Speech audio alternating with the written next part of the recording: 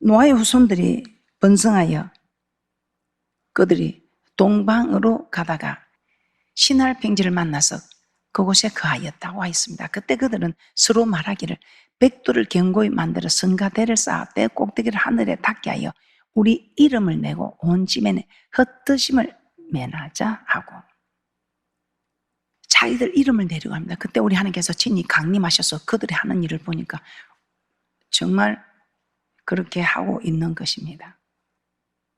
오늘 우리는 이 본문 말씀을 통해서 귀중한 교훈을 깨닫고자 합니다. 첫째는 자기 이름을 드러내지 말아야 합니다.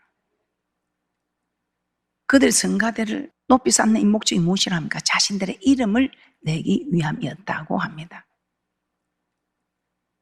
창세기 11장 1절에서 4절 말씀입니다. 온 땅의 구음이 하나이요 언어가 하나이었더니 이에 그들이 동방으로 옮기다가 시날 평지를 만나 거기 거하고 서로 말하되 자 벽돌을 만들어 견고히 굽자 하고 이에 벽돌로 돌을 대신하며 역정으로 진흙을 대신하여 또 말하되 자 성가대를 쌓아 대 꼭대기를 하늘에 닿게 하여 우리 이름을 내고 온 지면에 흩뜨짐을 면하자 하였더니, 대 꼭대기 닿게 하여 하나님 이름이 아니라 자기들의 이름을 내고자 합니다.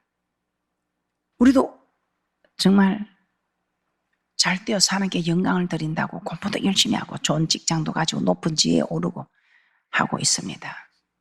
그런데 하나님의 영광을 위해서 한 이 모든 일들이 처음에 시도는 그렇게 했지만 나중에는 자기 이름을 위하는 경우가 많다는 것입니다. 그러므로 우리는 처음 시작과 마찬가지로 자기 이름을 내려고 하는 것이 아니고 하나님께 영광을 드리기 위하는 그런 복된 축복자들이 될 줄 믿습니다. 우리 하나님께서 높이면 높일수록 우리는 더 충성해야 합니다. 그래서 요한 1서 2장 16절에서는 이렇게 말씀하고 있습니다. 이 세상 것을 따라가서는 안 됩니다. 세상 것은 모든 것이 육신의 정욕과 안목의 정욕과 이생의 자랑이라고 합니다. 요한 1서 2장 16절입니다. 이는 세상에 있는 모든 것이 육신의 정욕과 안목의 정욕과 이생의 자랑이니 다 아버지께로 쫓아온 것이 아니요 세상으로 쫓아온 것이라. 이처럼 우리 하나님께서 세상 것을 쫓아하는 거 기뻐하지 않습니다. 자기 이름을 내고 자기 영광을 얻기 위해서 하는 일은 하나님께서 절대로 기뻐하지 않는다는 것입니다. 아니, 아예 하나님께서 그 일을 못하게 하십니다. 왜냐하면 그 배후에는 마귀가 있기 때문입니다. 이사야 14장 12절에서 15절 말씀에 루시프 사건이 나옵니다. 오늘 이 본문의 계명성은 킹 제임스 번역에는 루시프로 번역이 되어 있습니다. 즉 사단이라는 것이죠. 자신의 보좌를 높이 올려서 지극히 높은 자 곧 하나님의 자리까지 올라가려고 하는 이 타락한 천사. 이사야 14장 12절에서 15절 말씀입니다. 이사야 14장 12절에서 15절 말씀입니다. 너 아침의 아들 계명성이여 어찌 그리 하늘에서 떨어졌으며 너 열국을 엎은 자여 어찌 그리 땅에 찍혔는고 내가 내 마음에 이르기를 내가 하늘에 올라 하나님을 묵별 위에 나의 보좌를 높이리라. 내가 북극 지폐의 산 위에 좌정하리라. 가장 높은 구름에 올라 지극히 높은 자와 비결이라 하도다. 그러나 이제 내가 음부 곧 구덩이의 맨 밑에 밭이 우리로다.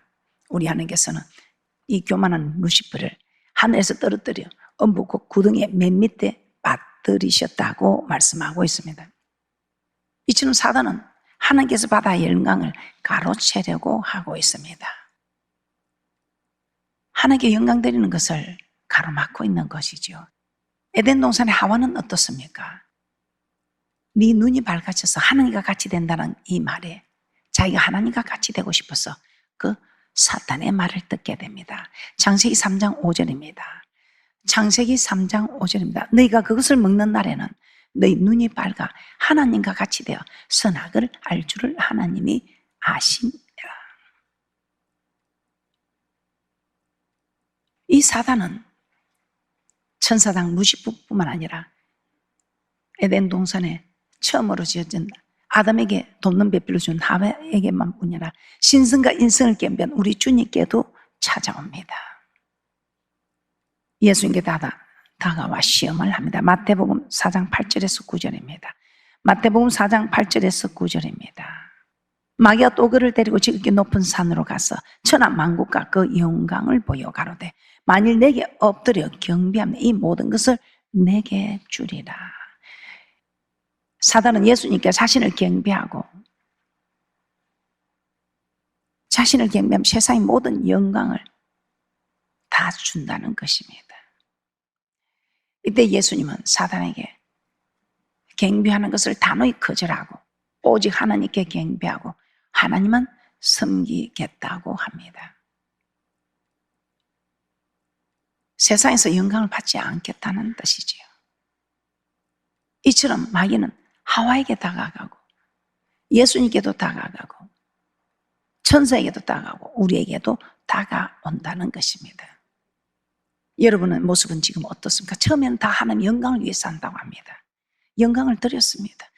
명문대학을 들어가고 여러분이 출세를 하고 사업이 확장이 되고 성전을 하고, 그러나 그 사후의 관리가 여러분은 계속해서 먼저 그 나라와 그 의를 구하는 모습입니까? 사도 바울은 복음을 전하는데 수없이 많은 고난과 또 많은 교회와 전도를 하고 충분히 자랑할 수 있을 만한 환경이고 또 자랑할 수 있을 만한 그런 많은 일을 했습니다. 그럼에도 불구하고 고린도전서 15장 10절입니다. 고린도전서 15장 10절에서는 모든 것이 하나님의 은혜라고 고백하고 있습니다. 고린도전서 15장 10절입니다. 그러나 나 된 것은 하나님의 은혜로 된 것이니 내게 주신 그의 은혜가 헛되지 아니하여 내가 모든 사도보다 더 많이 수고하였으나 내가 아니요 오직 나와 함께 하신 하나님의 은혜로라. 그래서 저도 그렇게 고백합니다. 지금까지 하나님께 사셨습니다. 지금도 하나님께 사시고 계시고 앞으로도 하나님께 사실 일이라고 고백합니다. 우리는 하나님께서 반드시 축복하실 것입니다. 그러면 이 축복받은 관리를 잘 하시기 바랍니다. 우리 하나님이 높이면 높일수록 우리는 더 하나님을 열심을 턱심으로 더 잘 섬겨야 합니다. 그런데 높이면 높일수록 바쁘다. 하나님이 그 높은 자리를 주었으니 자기가 영광을 가로막고 시간이 없다. 이런저런 핑계가 많아서 세상과 내가 간 곳 없어야 하는데 우리 주님이 간 곳 없고, 그래서 여러분들은 정말 하나님을 높이면 높일수록 더 하나님을 잘 섬기는 그런 귀한 복된 분들 되시기를 주님의 이름으로 축복합니다. 자, 두 번째, 이 바벨탑을 통해서 우리는 어떤 교훈을 얻게 됩니까? 창조의 목적대로 살아야 합니다. 하나님께서 노아의 후손들이 성가대를 쌓는 것을 그치게 하시려고 친히 강림하셔서 그들의 언어를 혼잡케 했습니다. 왜냐하면 하나님께 영광 드리는 모습이 아니라 자기들 이름을 내려가니까 하나님께서 그렇게 헛드셨습니다. 왜냐하면 이사야 43장 7절입니다. 우리를 창조하신 목적은 하나님께 영광 드리는 것이지 내가 영광 받는 것이 아니라는 것입니다. 이사야 43장 7절입니다. 무릇 내 이름을 일컫는 자 곧 내가 내 영광을 위하여 창조한 자를 오게 하라. 그들을 내가 지었고 만들었느니라.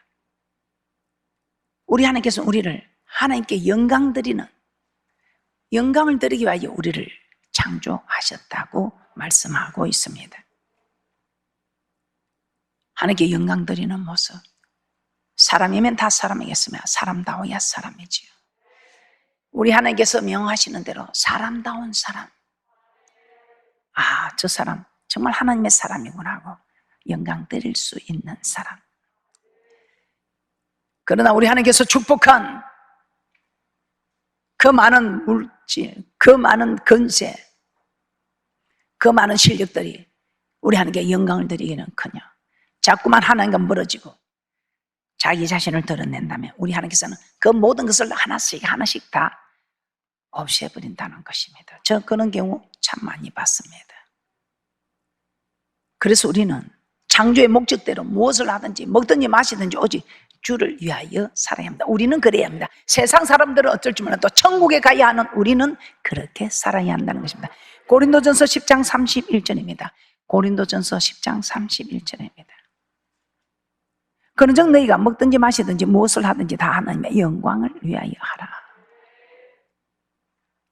어떻게 하는 것이 하나님께 영광을 드리는 것인가 한번 살펴보겠습니다. 사도 바울은 에베소서를 통해서 우리를 지으신 목적이 선한 일을 위하여 지었다고 말씀하십니다. 에베소서 2장 10절입니다. 에베소서 2장 10절. 우리는 그의 만드신 바라 그리스도 예수 안에서 선한 일을 위하여 지으심을 받은 자니 이 일은 하나님의 전에 예비하사 우리로 그 가운데서 행하게 하려 하심이니라. 우리를 만드신 목적이 선한 일을 위하여. 이사야 43장 7절에서는 영광을 위하여 창조했다고 했는데 오늘은 에베소서 2장 10절에서는 지으신 목적이 선한 일을 위하여. 그런데 디도서 2장 14절에서는 우리를 구원하신 목적이 또한 선한 일에 열심하는 친백성이 되게 하기 위함이라고 말씀하고 있습니다. 우리를 지으신 목적이나 구원하신 목적이나 동일합니다. 선한 일을 위하여, 영광을 위하여. 그러면 선한 일이나 영광을 위하여 이 두 개 중에 하나만 풀어도 우리는 그대로 살아가는 축복이 있을 줄 믿습니다. 디도서 2장 14절입니다. 디도서 2장 14절입니다. 그가 우리를 대신하여 자신을 주시면 모든 불법에서 우리를 구속하시고 우리를 깨끗하게 하사 선한 일에 열심하는 친백성이 되게 하려 하심이니라. 우리를 죄에서 구원하신 목적도 선한 일을 행하게 하기 위해서, 우리를 창조하신 목적도 죄에서 구원한 목적과 동일합니다. 선한 일에 열심하는 친백성 되게 하기 위하여. 이스라엘 백성을 구원한 목적과 우리를 구원한 목적과 동일합니다. 왜냐면요, 갈라디아서 3장 29절에 보면 그리스도께 속한 자면 다 아브라함 자손이라고 합니다. 우리가 육체적으로는 아브라함 자손이 아니지만 영적으로는 아브라함 자손이라는 것입니다. 영적 이스라엘 백성이라는 것입니다. 그래서 이스라엘 백성들이 구원받은 목적과 우리가 구원받은 목적과 동일하다 이 말입니다. 그럼 이스라엘 백성을 애굽에서 구원한 목적이 무엇이었습니까? 출애굽기 7장 16절입니다. 출애굽기 7장 16절에 이렇게 말씀하고 있습니다. 그에게 이르기를 히브리 사람의 하나님 여호와께서 나를 왕에게 보내어 이르시되 내 백성을 보내라. 그들이 광야에서 나를 섬길 것이니라 하였으나 이제까지 내가 듣지 아니하도다.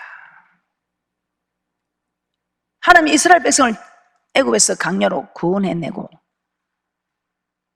하나님을 섬기게 하셨습니다. 그런데 그 섬기게 하는 법을 시내산에서 율법을 주셨습니다. 즉 말씀을 주셨습니다.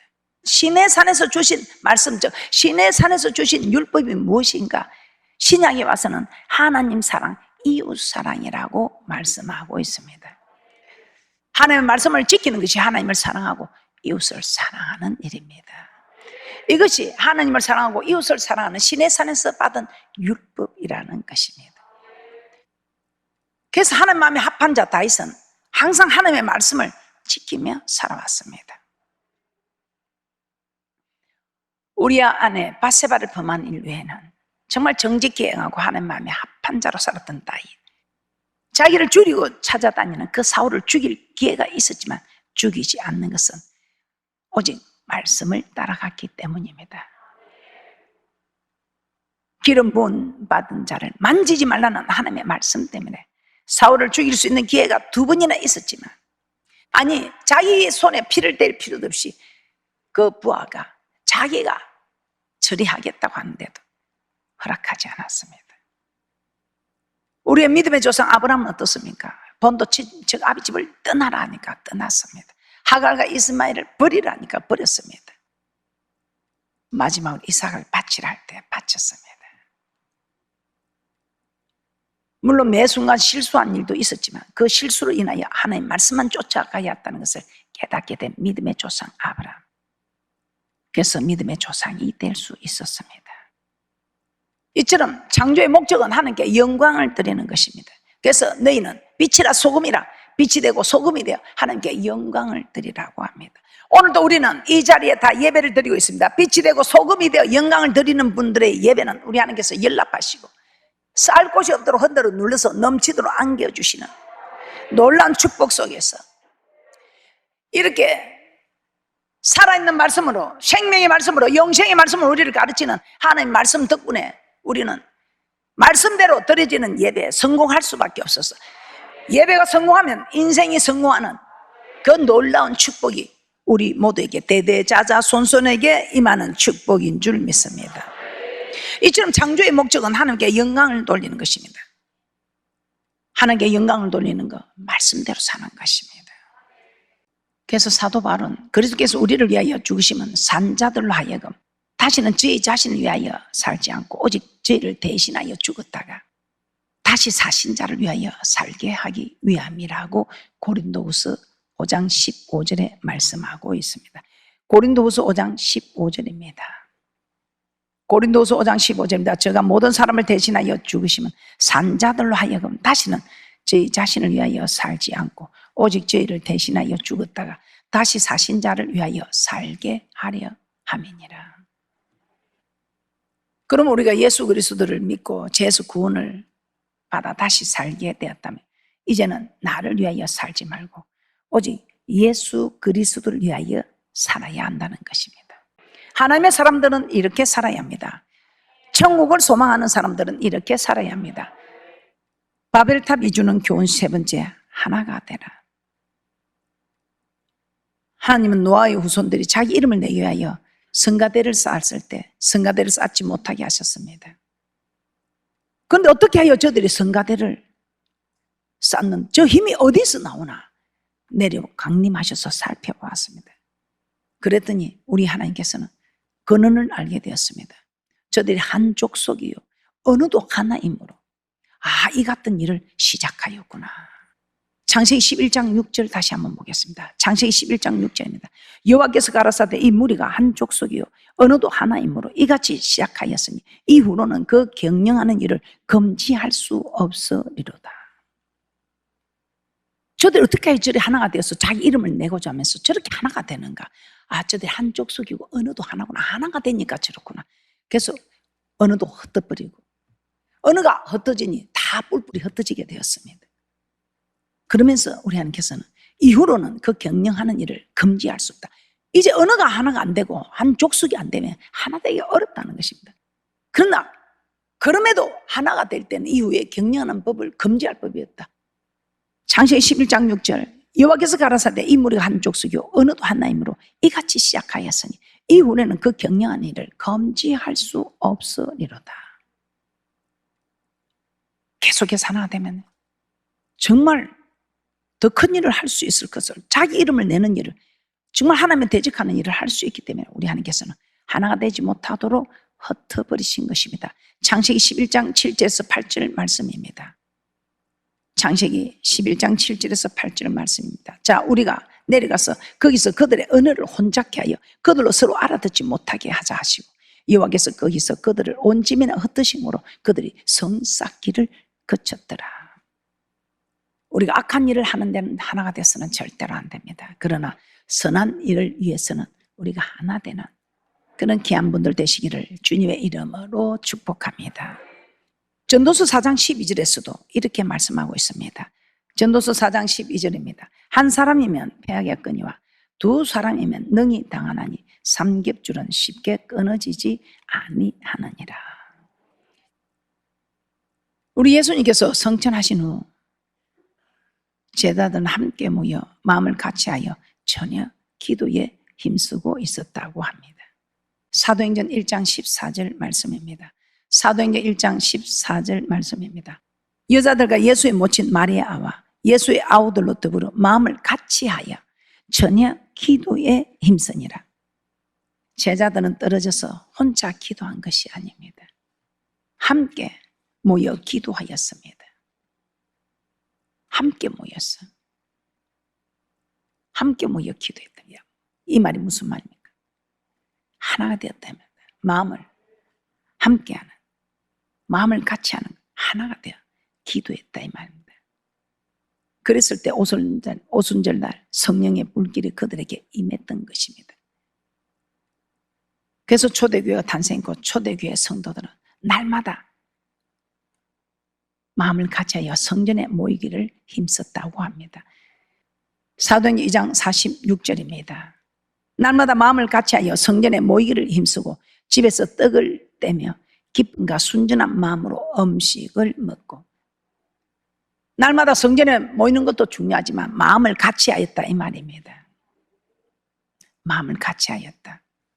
날마다 성전에 모였다. 마음을 같이하였다. 성전에 모이는 것을 마음을 같이하여. 마음이 다르면 하나님이 함께 할 수 있겠습니까? 그런데 마음을 같이하였기 때문에 우리는 그 어떤 일도 할 수 있다는 것입니다. 그래서 요한복음 17장에 보면 예수님은 제자들을 위해 중보기도 하시면서 제일 먼저 그들이 하나가 되게 해달라 간구합니다. 요한복음 17장 11절입니다. 요한복음 17장 11절입니다. 나는 세상에 더 있지 아니하나 저희는 세상에 있었고 나는 아버지께로 가옵나니 거룩하신 아버지여 내게 주신 아버지의 이름으로 저희를 보존하사 우리와 같이 저희도 하나가 되게 하옵소서. 제자들을 위해서, 그리고 또 앞으로 제자들의 말을 듣고 예수 믿을 자들을 위해서도 하나가 되게 해달라고 두 번이나 그렇게 기도하셨습니다. 요한복음 17장 20절에서 22절 말씀 보고 마치도록 하겠습니다. 요한복음 17장 20절에서 22절 말씀입니다. 내가 비옵는 것은 이 사람들만 위함이 아니요 또 저희 말을 인하여 나를 믿는 사람들도 위함이니 아버지께서 내 안에 내가 아버지 안에 있는 것 같이 저희도 다 하나가 되어 우리 안에 있게 하사 세상으로 아버지께서 나를 보내신 것을 믿게 하여 주옵소서. 내게 주신 영광을 내가 저에게 주었사오니 이는 우리가 하나가 된 것 같이 저희도 하나가 되게 하려 함이니이다. 이렇게 예수님도 하나가 되는 것을 무척이나 중요하게 여기신 것입니다. 우리 초대교회는 큰 힘이 있습니다. 왜냐하면 우리는 하나이니까요. 이 하나가 큰 힘으로 나타나는 것입니다. 하나님만이 막을 수 있을까? 우리 하나님도 그 경영하는 법을 금지할 법이 없다고 하셨습니다. 우리가 하나 되는 이 일에 누구도 가로막을 자가 없습니다. 우리는 하나 된 이 마음을 가지고 날마다 성전에 마음을 같이하여 모인 초대교회 성도들처럼 우리는 초대교회 모습을 재현하면서 땅 끝까지 복음을 전하는 주의 증인되는 놀라운 하나님의 역사를 이 진주 초대교회는 시작할 것입니다.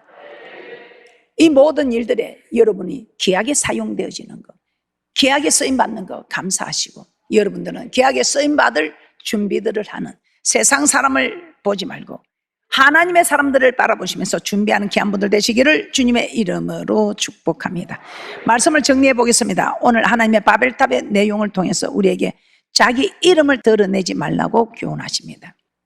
자기 이름을 드러내고 자기가 영광을 받게 되는 것은 마귀가 주는 미혹인 것입니다. 그리고 오직 창조의 목적대로 살아라고 하십니다. 하나님의 말씀대로 사는 것이 하나님께 영광을 돌리는 것이며 창조의 목적대로 사는 일입니다. 마지막으로 하나가 되라고 하십니다. 하나가 되면 능력이 생기고 하나님께서 역사하여 주십니다. 가정에서도 하나가 되시면 그 가정에 역사를 하십니다. 교회가 하나가 되니 하나님께서 우리 교회에 역사를 하십니다. 나라가 하나가 되면 나라에서 역사하여 주시고 세계가 오직 하나님의 말씀을 하나 되면 하나님께서 세계를 들어서실 것이며 하나님 나라를 우리 하나님께서는 참으로 확장시키는 놀라운 축복이 있을 것입니다. 우리 모두 하나가 되어 하나님께서 우리를 능력으로 세우실 것이며 무엇보다 우리는 하나님을 사랑하는 능력자들 되셔서